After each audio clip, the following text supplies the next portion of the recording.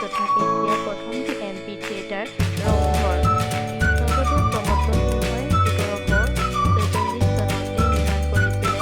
কথা অৱশ্যে তেওঁৰ দেউতাক ৰুদ্ৰসিংহই কাঠবাঁহেৰে নিৰ্মাণ কৰিছিল যদিও পিছলৈ সেই ঘৰটোকে পুত্ৰ প্ৰমত্ত সিংহই সোণৰ বাঁহেৰে নিৰ্মাণ কৰিছিলে।